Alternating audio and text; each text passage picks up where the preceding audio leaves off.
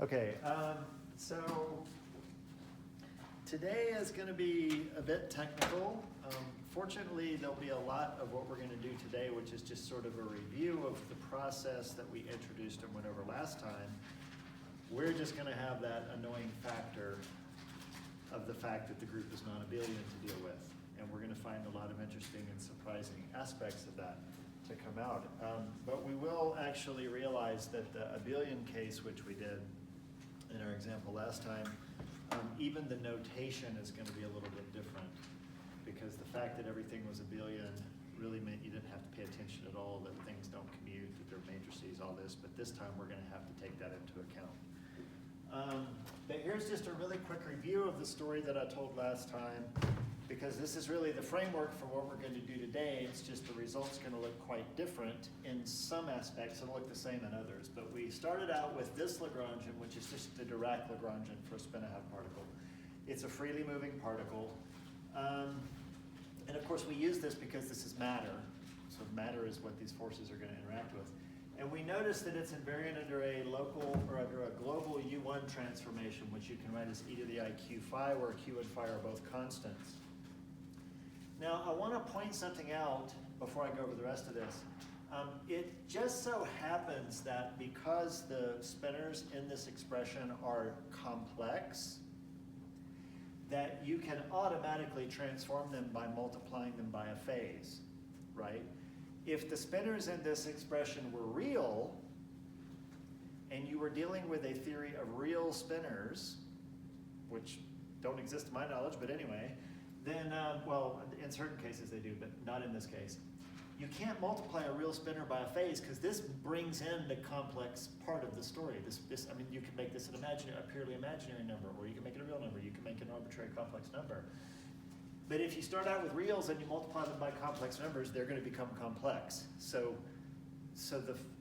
you can't do this with reals, but these are complex already, so you can multiply them by a complex number without changing the ingredients of the story. Does that make sense?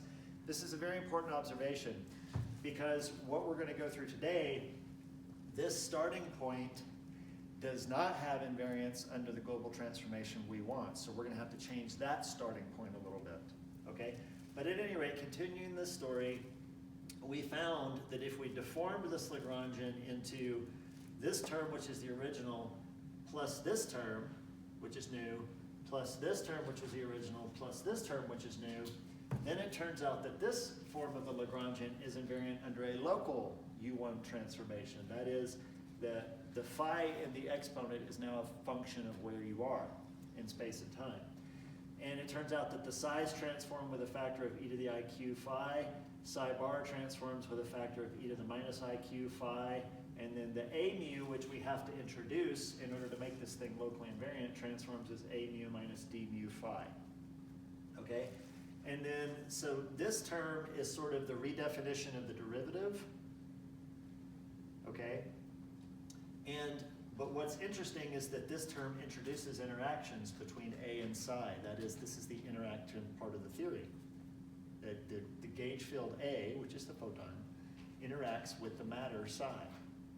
So we started with a theory with no interactions, and by demanding that the symmetry be local, we are forced to introduce interactions in this particular form. Okay? And then this term is basically allowing that A field, the photon field, to be dynamic. This is the kinetic term for the A field. And we could have introduced the entire f mu nu plus mc over h bar squared, a mu, the mass term for that, but that, if we introduced a mass term for the A field, that turns out not to be symmetric, so we left it off. We just said the mass of the A field is 0, which we all know the mass of photons is 0. Okay? And then this is how we actually found the form of f mu nu. We said minus I over q, the new derivative commutators, and then it ends up giving us this nice expression. Okay? Is there any questions about that before I bust into today's story? Okay, well, it turns out that the other, well, actually, let me just say, you might think that electromagnetism is so radically different from the weak nuclear force and the strong nuclear force. That might be your intuition. Like, yeah, there's one of them is like really small scale, one really big scale. You can do all this shit with, I mean, I can hold electromagnetism in my hand.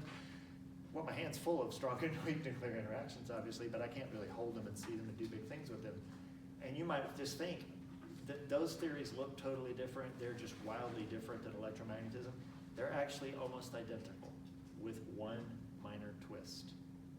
And that's that the gauge group, the group of transformations, is non-abelian. And that's what radically changes the story.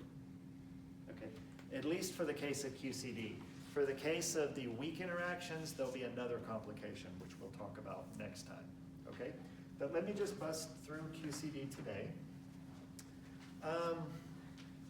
So first of all, QCD, which is quantum chromodynamics, and you'll understand why we give it that name in just a moment,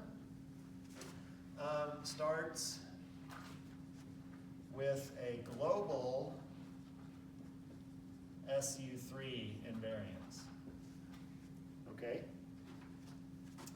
And this is acting on quarks only. So I should stress QED, which is basically the electromagnetic portion of this story, that impacts anything that has a charge, okay? So you'll notice there's this Q here in this interaction term. That's the charge, the electric charge of a particle. So this is obviously going to impact the electrons, the muons, the tauons. It's not going to affect the neutrinos because they're not charged. You might wonder if it affects the quarks. Well, it turns out quarks have electric charge. So the electromagnetic interaction impacts the quarks. What's interesting, though, is the quarks actually have a third of an integer charge, or 2/3. Okay, but we'll talk about that more later. However, these strong interactions do not touch electrons, muons, tauons, or neutrinos. They just touch the quarks. That's it. That's the only part of the story that incorporates QCD. Okay, now, notice, as we wrote this, we said psi is a 4-component spinor. That has nothing to do with the fact that it is complex. And I say that because the fact that it was complex is why you could do this transformation. It has nothing to do with the fact that the spinor has 4 components. Okay? SU3 is composed of 3x3 complex matrices. Are those going to be able to act on the 4-component spinors? Oh, I don't even have my cards out. Jeez, I hope I have my cards. Gosh. Did someone steal my cards? Okay, I don't have my cards. Dang. Okay, I need a volunteer. Can these 3x3 matrices act on 4-component spinors? Yes, no? No, I mean, they're 3x3 matrices. You can't act on a 4-component vector with them. That's fine. Neither did this. This is not associated with the fact that the spinor has 4 components. Rather, it's that the spinors are complex. So we're going to have to change our starting point in order to even have global SU3 invariance. What we're going to have to do is we're going to have to make a 3-component thing that these can act on. Okay? So we are going to promote spinors to what we might call 3-component objects with indices R, G, and B, where R, G, and B stand for red, green, and blue. Okay, hence the name chromodynamics. Okay?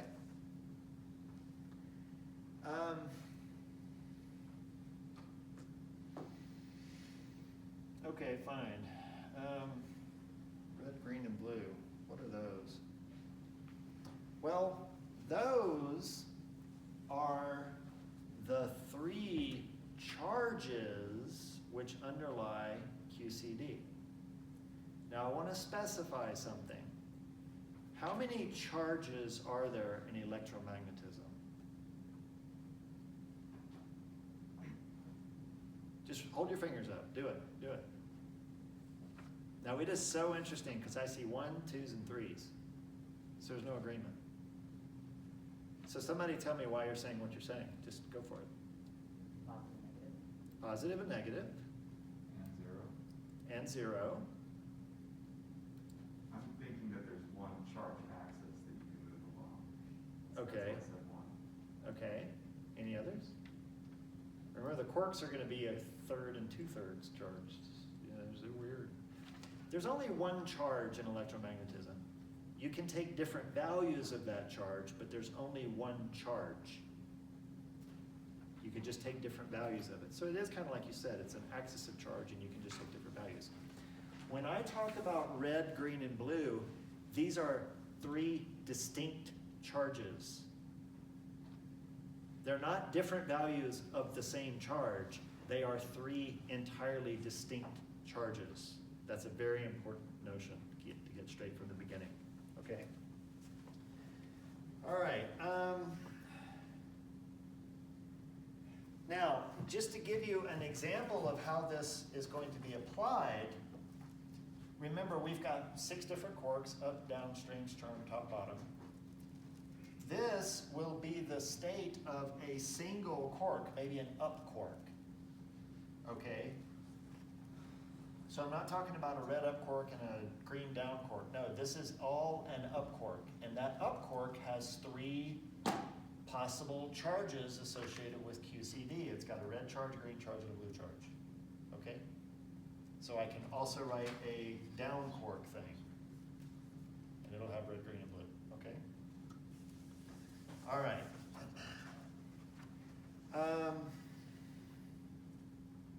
And by the way, I hope it's obvious that this has nothing to do with color.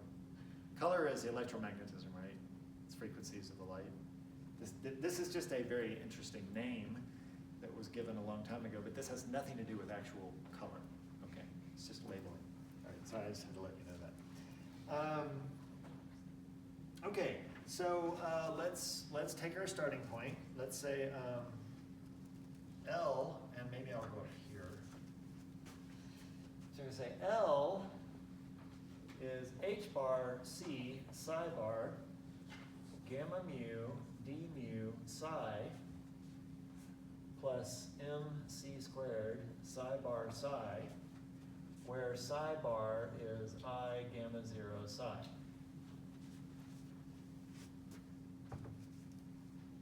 Now, you might be thinking, wait a minute, that's exactly what you started with here. But no, we've got some implicit stuff here. So for example, we've got psi bar psi combinations. And the way we can imagine that is we've got psi bar red, psi bar green, psi bar blue, psi red, psi green, psi blue. And then we just do a normal combination of these 2 vectors, okay? So really and truthfully, this is a 3-component object, this is a 3-component object. Nothing else is trivial or non-trivial in color space, it's just the size right now. So this can be a row vector, this can be a column vector, and then you just multiply them together. Yes? Do the gammas become like a column of the same gamma matrix 3 times? Do the gammas become...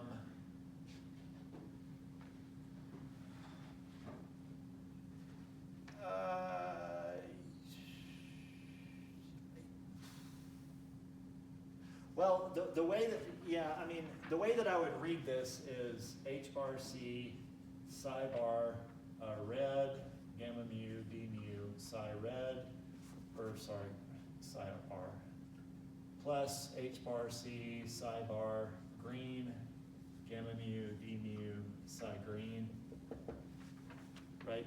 So I don't think the gammas have to reflect this form at all. They're just the 4x4 matrices.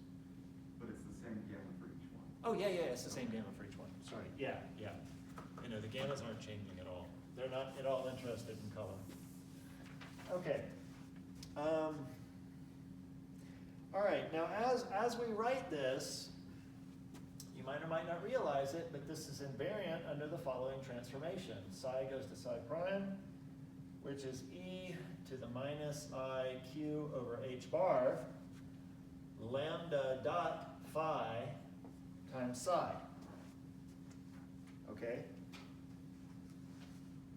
Now, first of all, this is just an exponential with a bunch of numbers. So just ignore that for a moment. Just say this is an exponential of minus I times a number. And then convince yourself that that's invariant under it. It is, because if I transform this with that, I can move this exponential past the derivative, because it's just a bunch of constants, and it's going to cancel the positive exponential, which comes from this, and then these two are going to cancel with their exponential transformations. So this thing, hopefully, is clearly invariant under this transformation. Okay? Now, let's think for a moment.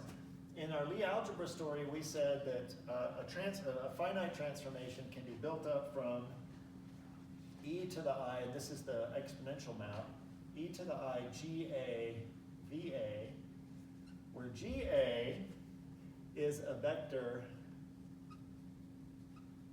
of generators, and VA is a vector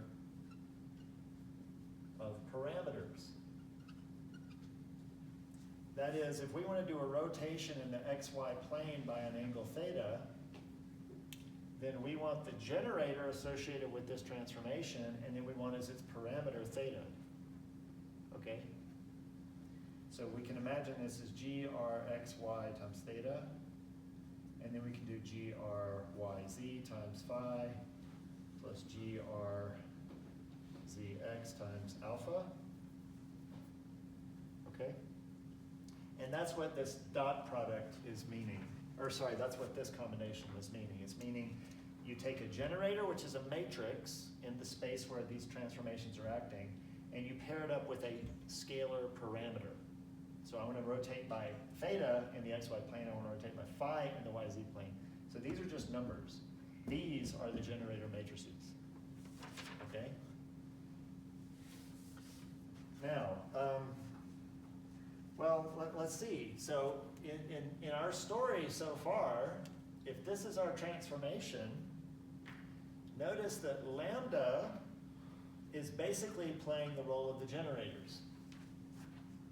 Okay, we've got this lambda dot phi, and that's a dot product, and it's probably going to play the role of this GAVA. So the lambda is the generators, whereas phi is basically the vector of parameters. Okay? Well, it's SU3. How many generators are there?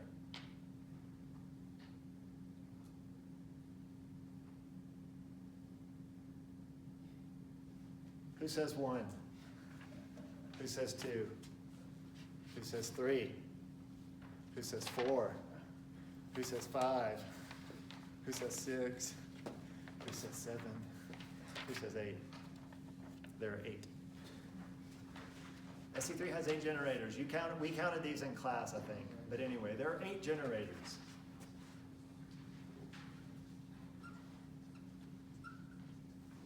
Okay? I know it's a headache. Just go back to review our counting of parameters of groups. Okay? And of course, these are the 8 parameters, one for each generator. Okay? Now, that sort of explains what this lambda phi is. What about this minus q over h bar? Well, minus q over h bar is something which we really didn't talk about when we were talking about these groups and these Lie algebras abstractly. But this is something which we might call minus g, where g is the coupling. That is, G is basically saying, if I do this transformation, the impact of this transformation is going to be measured by this quantity G. If G is 0, then this transformation doesn't do anything to you. Yeah? Where did that C come from? Oh, wow. Hold on. Oh, yeah, it should be up here, H bar C. Sorry about that. Yeah.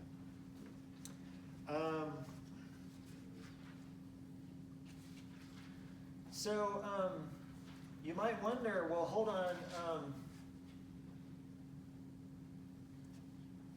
This is a set. This is a set.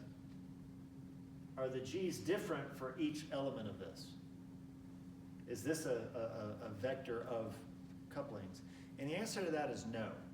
The coupling is universal, okay? And that's important because what we're going to find is that when we enact these transformations, they're going to mix up all of these things. And if they all had different couplings, it'd be really hard to say, well, it's this strong or that strong. But no, the coupling is just a single number. So again, this is going to control the strength of the interaction. It's just that a single number should do that makes sense. None of this was really part of this story because there was only one generator and one parameter. So we didn't really have to worry about putting in a single coupling. We tied it in with this generator here, okay?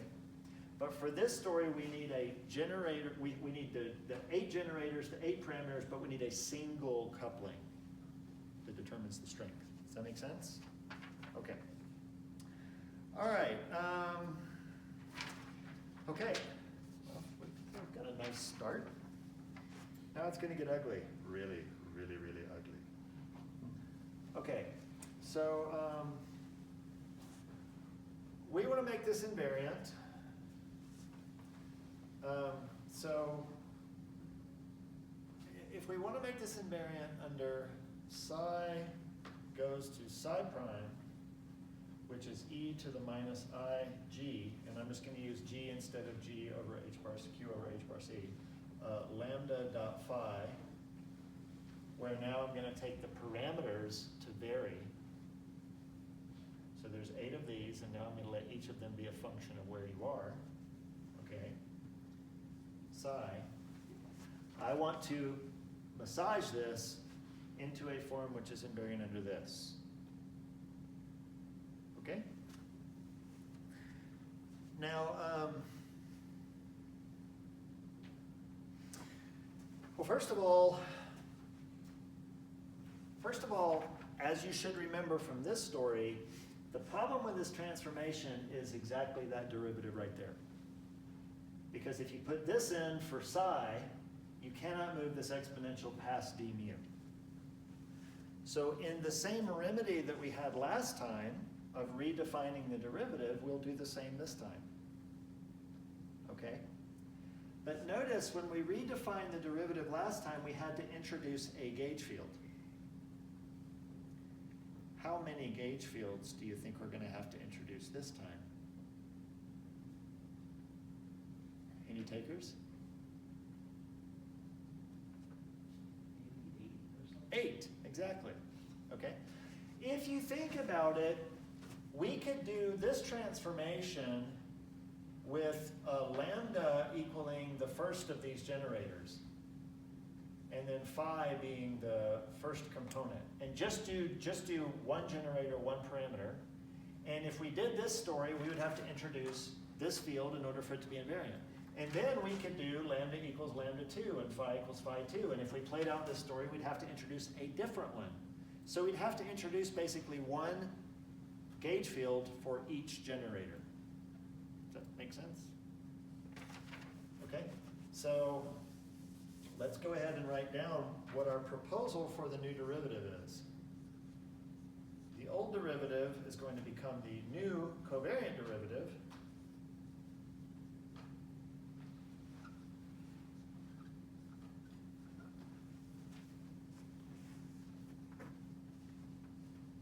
And notice there are 8 terms here. They're all added together. Okay? Now, that's a generator. Again, when we did this, the generator was basically, it was basically 1. It was a number. Okay? But here, the generators are going to be matrices. So this is already more complicated.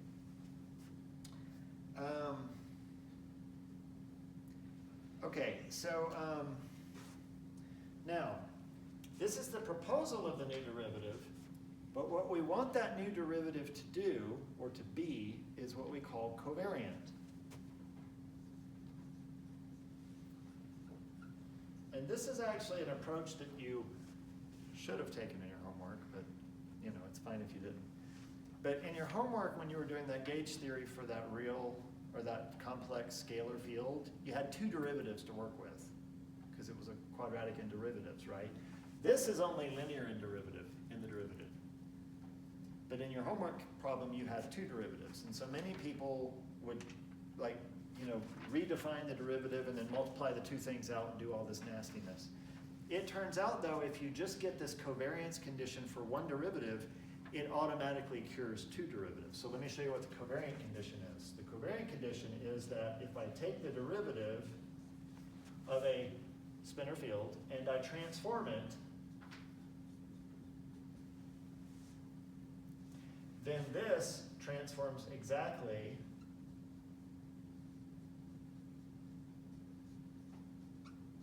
like that.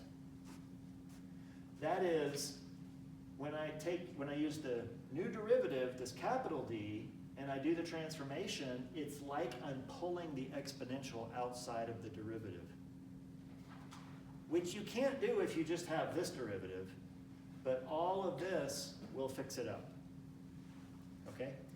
Now you can see why if you have two derivatives multiplying each other like you did in your homework, one of them gets this, one of them gets the complex conjugate of it, so they obviously combine and it's invariant. Yeah? How do you do the dot product between lambda and a mu? Lambda seems like it should be an 8-component vector and a mu is 4. No. So that's a super interesting question, sorry. So we are expanding the spaces that we're working with. First of all, there's space-time. That is labeled by mu. Then there is the spinor version of space-time. That's got 4 values, but we don't put a label on that. We could put like an A label on psi and say A takes 4 values, but we don't do that with spinors. We just kind of understand it. And that's basically because the metric of spin space is basically I gamma naught. It doesn't have that minus in it. But at any rate, now we have another space. We have color space, which is a 3-dimensional space. Okay? So that 3-dimensional space should not be confused with this 4-dimensional space. Does that make sense? Yeah, although now it seems like you have the 8-component thing dotted with a 3-component thing. Yeah, it's 8-component thing dotted with a, okay, yeah, so there are 8 of these, so if I called that index J, and there are 8 gauge fields. Ah, okay. Yeah, there are 8 different gauge fields. I'm just used to calling A the vector potential, basically. Yeah, no, this is, it's wild, it's pretty wild. Okay, so there are actually 1, 2, 3, 4 spaces we're working with. We're working with space-time, we're working with spin space, we're working with color space, which is 3-dimensional, then we're working with the space which is spanned by the 8 generators. That's an 8-dimensional space. Folks, it's weird, I know. You're working with 4 different spaces simultaneously. And we're muting most of the indices for those spaces. So for example, I'm not going to put J's on here. The only index I'm going to hang on to is that space-time index. Okay? So I don't want you to think that this is a scalar. No. These are elements of weird spaces. And they're going to have matrix representations in many of those spaces. Okay? Yeah. So hold on, just for an example, this is a matrix in which of those 4 spaces?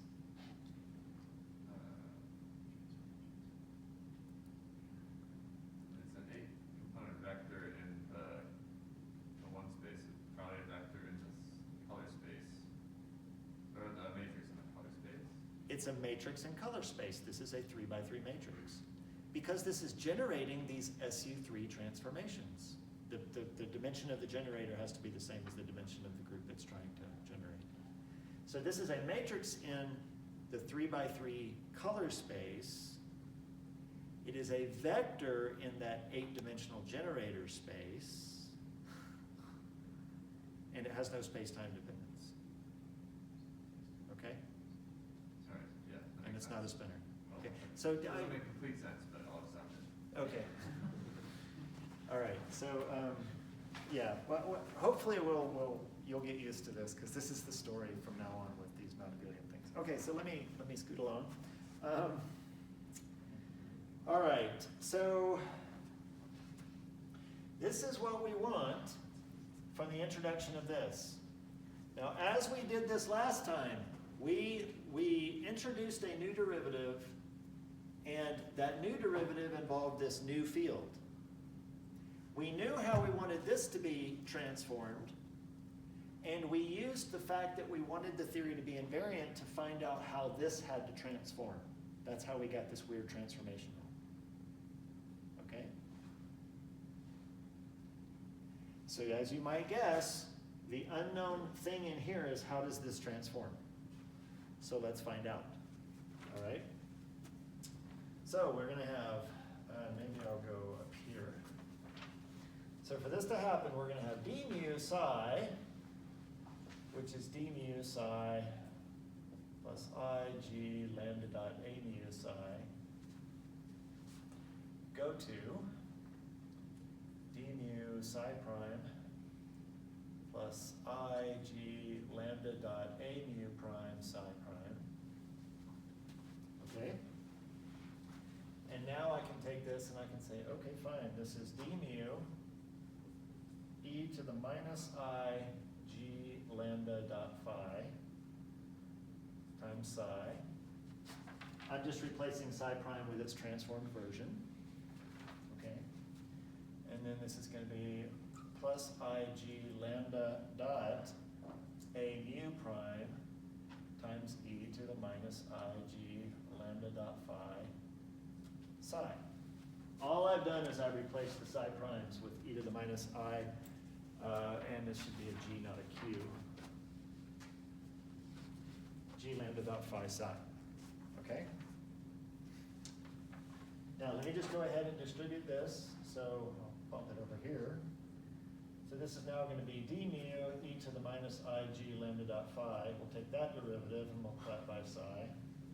And we're going to add to it the derivative acting on psi. So e to the minus ig lambda dot phi d mu psi. Okay? Plus this term again.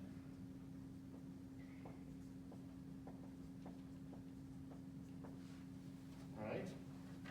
Now, what we want is for this to be equal to e to the minus ig lambda dot phi times what we started with, d mu psi plus ig lambda dot a mu psi. Okay?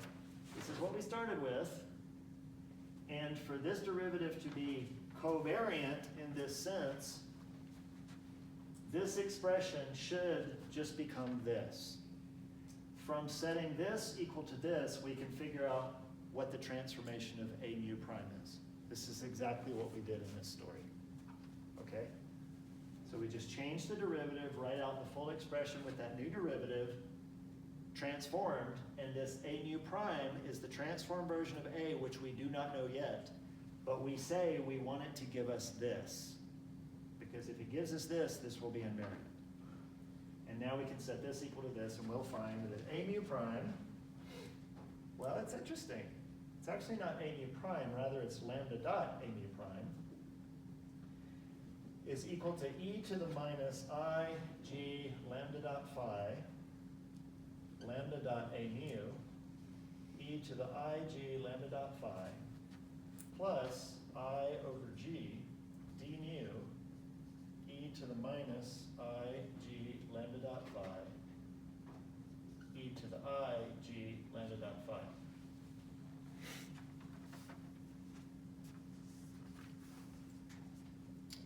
Huh. Look at what we got in this case. Super easy.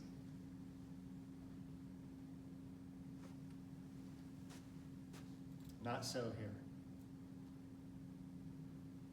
Now, can anyone walk me through taking this example and under the assumption that it's actually abelian, that is that there's only one generator, that this becomes this? Anybody walk me through that? No, you can't. So this is SU3, but I mean this notation is actually arbitrary. This could be SU8. We're just being really arbitrary right now, okay? But let's just suppose that this only had one generator. In that case, lambda dot a mu prime, we don't really need that dot because there's only one thing, so we might as well just call this a mu prime. Because we don't need, you know, I mean there's just one generator. We can call it lambda a mu prime if you want, that's fine, okay? Okay, here's the important thing. This is a number. And that is a number. Since these are numbers, I can take this exponential and just move it over here and cancel it. So this is going to give me lambda dot a mu. This is a number, so I can take the derivative. That'll give me a factor of minus ig lambda d mu phi. That will combine with this to give me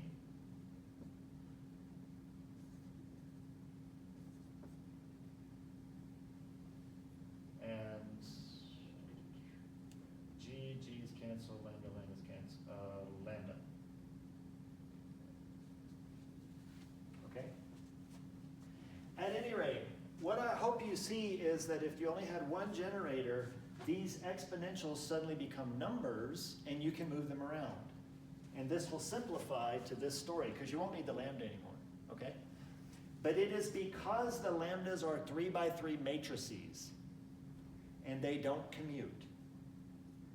If the matrix in the exponent is 3 by 3, that means this exponential of that matrix will give you a 3 by 3 matrix. So this is a 3 by 3, this is a 3 by 3. You can't just move them around, okay? You can't move this past this, okay? So we have to keep this expression rather than simplifying it to this because we can't do this in the non-abelian case, all right? So that's one headache the non-abelian story will bring us. There's more. I told you this story sucks. Anyway, all right.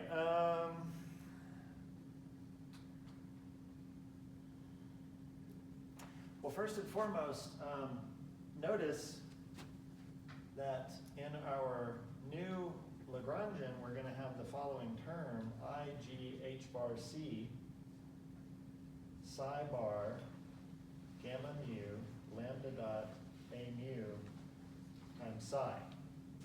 Okay, that is when I take this derivative of psi and insert it into this expression. Okay, this will just give me the usual term, but this is going to become this term. And this is where we find there's an interaction. The new gauge fields interact with the spinors. Okay?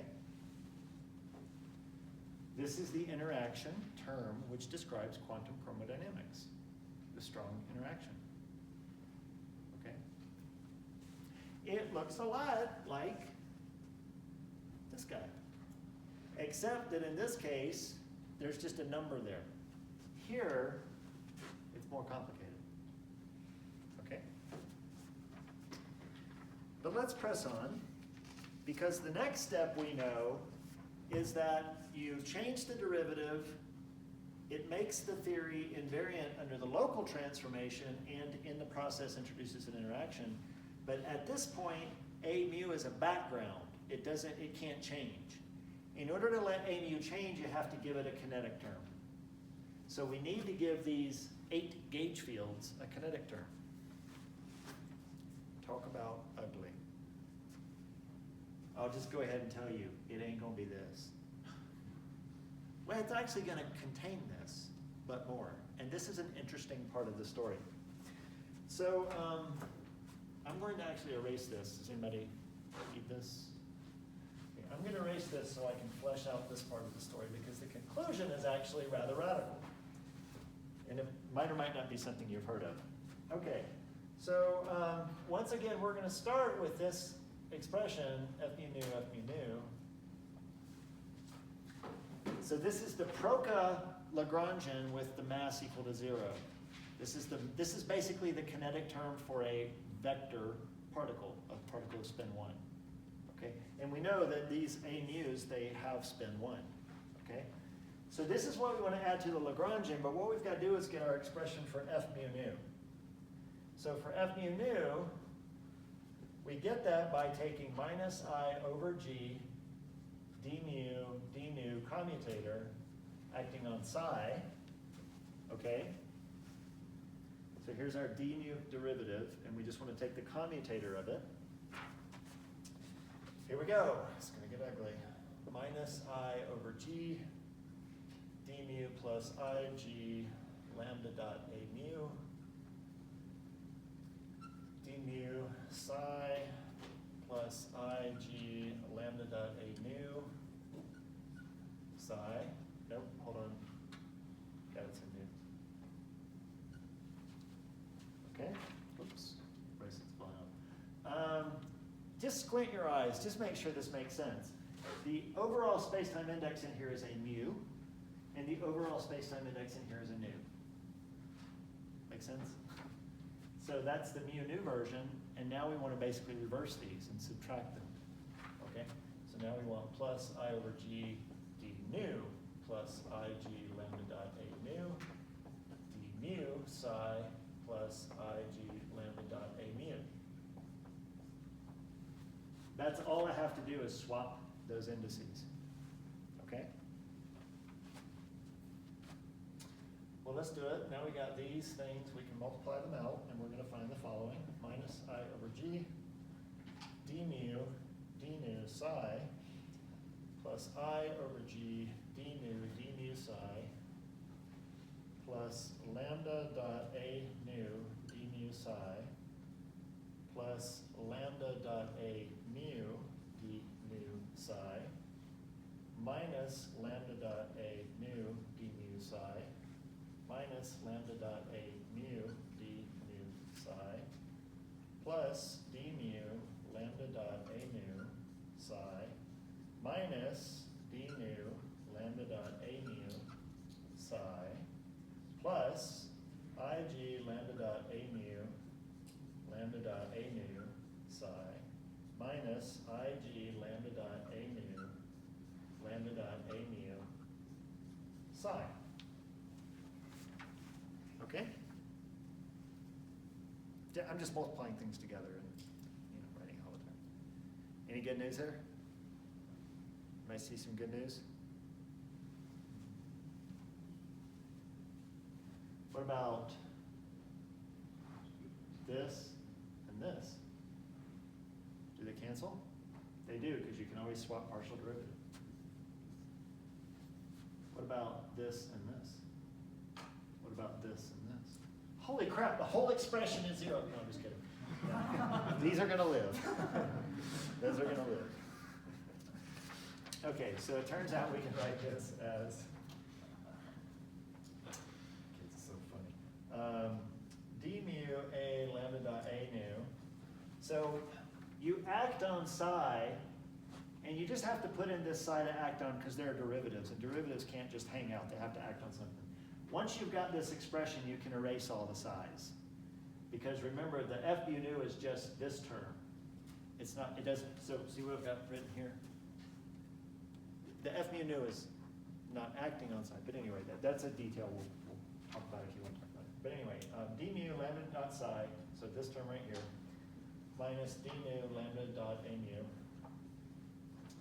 And then, hold on, this is just the mu nu version, and this is the nu mu version. So I can actually write this as IG times the commutator of lambda dot A mu with lambda dot A nu. Okay? Everybody see that? This is mu nu, and this is nu mu. And they're subtracted. Okay? Now, okay, so we kind of want to clear up this little dot product thing here. So what we can do is we can say the following. I can take these and I can say, all right, fine, this is lambda A mu. Where now I'm just going to use the Einstein summation. So I'm going to say this has got 8 components and I'll label each of them by A. This has got 8 components, I'll label each of them by A. And this dot product is just saying sum over all values of A. That make sense? Yes? So the reason that they're both upper, that it's not in sort of space-time, so you don't need Yeah, you don't have, you're just doing a trivial, I mean, I could do one upper and one lower, but the upper and lower doesn't mean anything in this case. Yes? So I want to make sure the A's go from 1 to 8, the U's go from 0 to 4, 0 Yep. to 3. 0 to 3, yeah. So the A's go from 1 to 8. Okay? And then we could also, we could also do B as a label, or C as a label, Okay, where A, B, C go from 1 to 8. You'll see why I did A, B, and C in just a second. Okay, but I can call it anything I want. All right. Okay, here we go. Now what I can do is I can say, fine, F mu nu is simply lambda A times D mu A nu A minus D nu A mu A. Focus on this for a minute and convince yourself it's the same as this. Basically, I'm taking the lambda dot A nu and I'm writing it as lambda A. The lambdas got nothing to do with the story. They're constant, so you can pull them outside of the derivatives. And if you do this one in terms of lambda A, you basically have a common lambda factor that you can pull out. Okay? It's still this anti-symmetric thing because you got mu nu mu. Okay? And then we've got the commutator. Oh, wait a minute. Hold on. How is this going to work? Okay, I got a lambda dot A and a lambda dot A. I can call those lambda A, or I can call them lambda B. Well, actually, I have to give them different names. I can't use lambda A, lambda A, and lambda A, because you would assume you have to sum over all of those. So I'm going to call this, I'm going to use one index on here and one index on here. Just by luck, I'm going to pick B for this and C for this, and you'll understand why in just a second. So we could write this as lambda B, lambda C, A mu B, A mu C. Okay? Where I want you to notice, the fact that these don't commute has to do with these 3 by 3 matrices. These A's in this space are just coefficients. So they're like numbers in this space. Okay? So these can be pulled out of the commutator and you're just left with the commutator of lambda B, lambda C. All right? Now, you might or might not remember, but this is the group SU3. This is the commutator of 2 generators. Does anybody remember what those generators look like, or what the commutation relations look like? They're nasty, okay? But at any rate, what we find is that for SU3, the commutator of generators of the group takes the form IF, IJK, GK, where these are the structure constants of the group.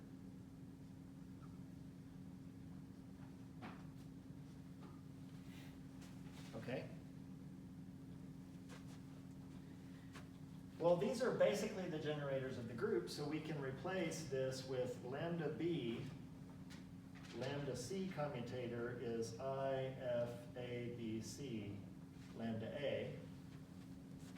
And I just want to remind you that FIJKs, they take different values depending on what the values of IJ and K are. Okay, so this is not the Levi-Civita symbol like it was in one case. These are actually just a set of coefficients. Okay. But at any rate,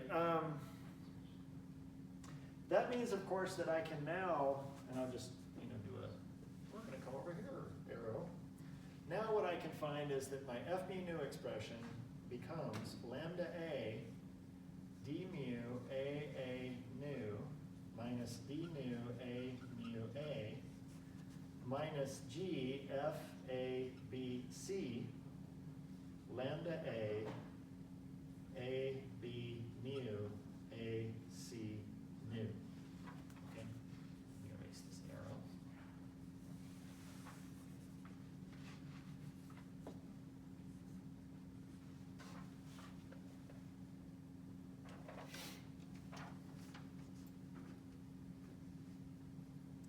Now,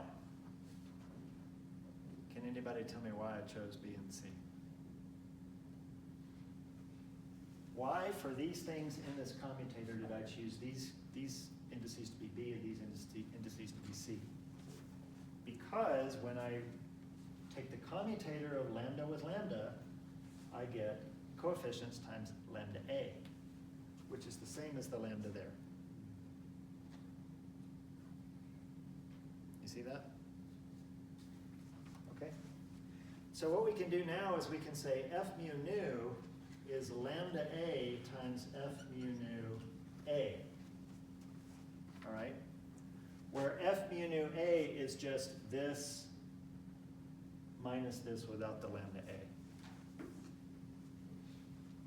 All right? So once again, all we're doing is we're taking each gauge field, giving it a term F mu nu, but there's 8 of them, so this is an 8-component object, and then we just combine it with this 8-component lambda, which is a bunch of 3x3 matrices. These are the color matrices. Okay? But now is where I kind of get to my bottom line. This is our expression for F mu nu, but what we have to add is this. Bigger and uglier. Okay? So we're going to take that, we're going to take this expression and throw it in up there, and now I'm just going to write the result, and this is where you're going to have some surprise. Oh, I see. That makes so much sense. So here we go. If anybody's got jokes, tell them now. Or remain completely silent.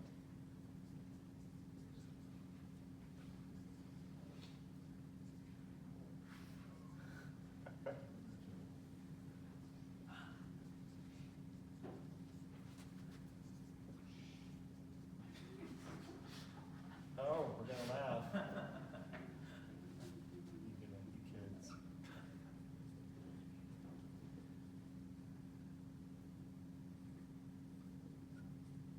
Oh boy, this is heavy.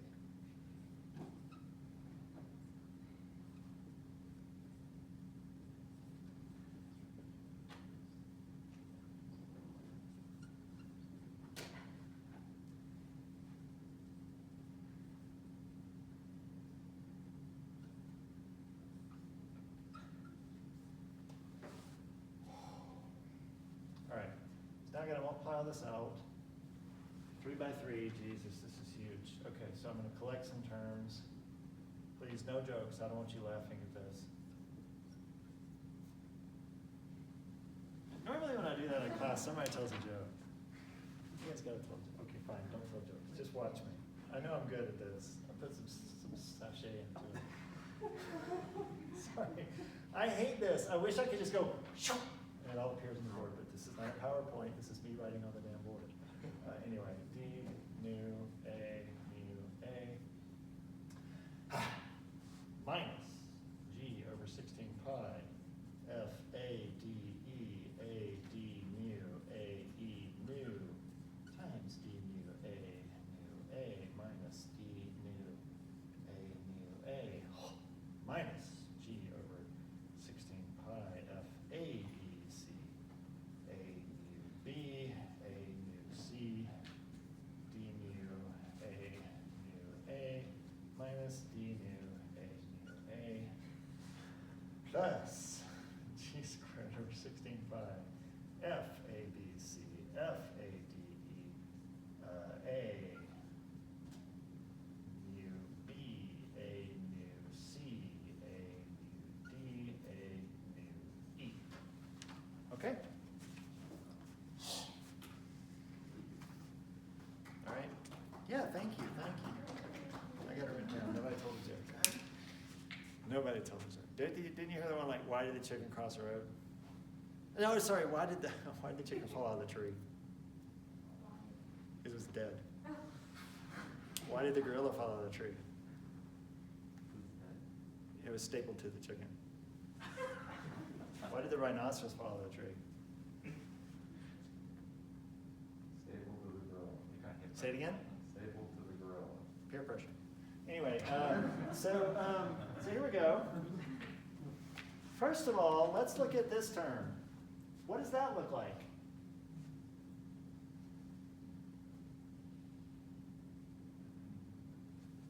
This looks a hell of a lot like this squared.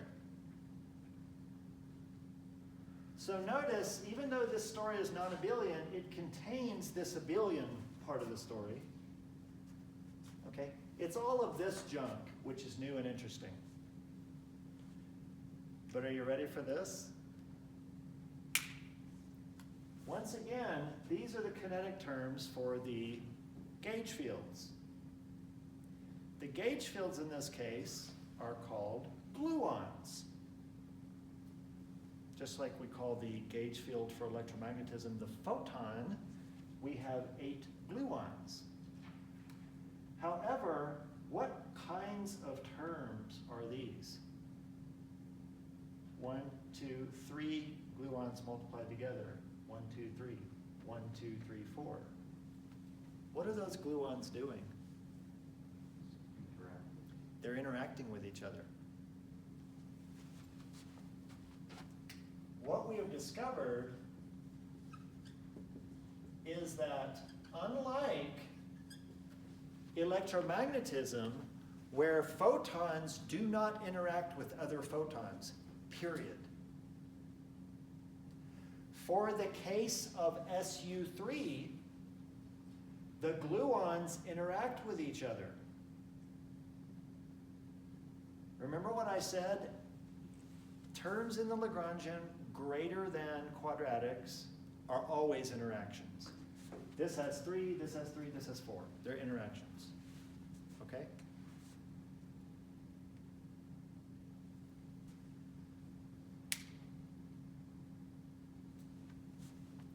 Now, hold on. What if I argued that that interaction stems strictly from the fact that this is a non-abelian group? Well, let me ask you. If you consider the commutator between generators of an abelian group, what do you get here? Say it again? 0. Everything commutes in an abelian group. That is, the FBC, the structure constants, are 0 for an abelian group. Well, look at this. If this was an abelian group, these would by default be 0, which means these things can't interact, which reduces to this. So as I promised, it's the fact that this is a non-abelian group that gives you this extra physical factor. So the strong interactions look very different in their physical realization than electromagnetism, but our formulation of this follows the same protocol as the formulation of this.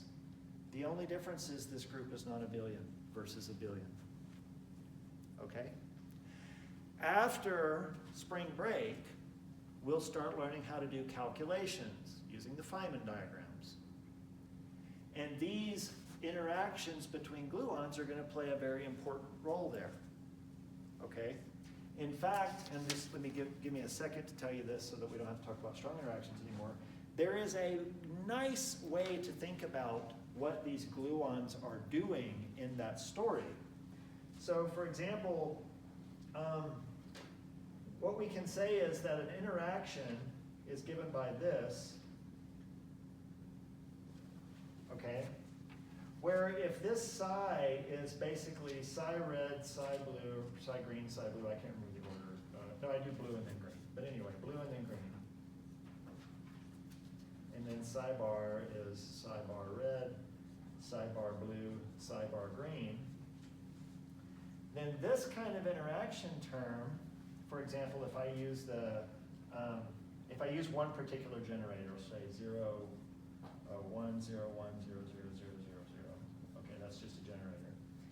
Then that's going to take this thing for the psi bar, this thing for the psi, and it's going to return basically psi bar red, psi blue, plus psi bar blue, psi red. Okay? So if this were trivial, we would just have psi red, psi bar red, psi red, psi bar blue, psi bar green, psi green. However, this thing, having this form, is taking, so this is what I'm trying to say.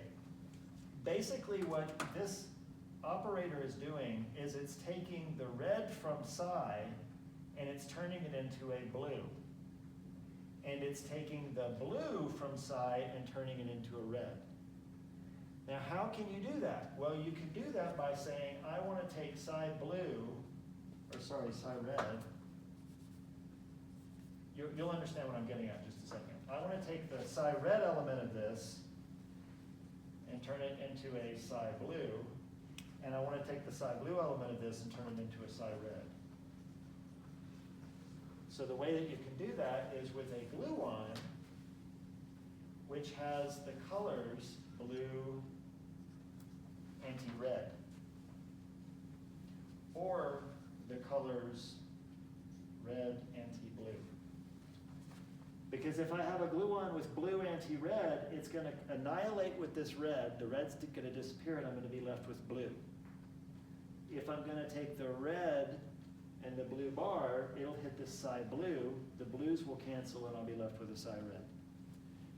At the end of the day, and this is the intuitive picture I want to give you, quarks, okay, have a color, red, blue, green. They have, different components of those colors, but a quark is a three-piece vector in color space. The gluons always have a color and an anticolor.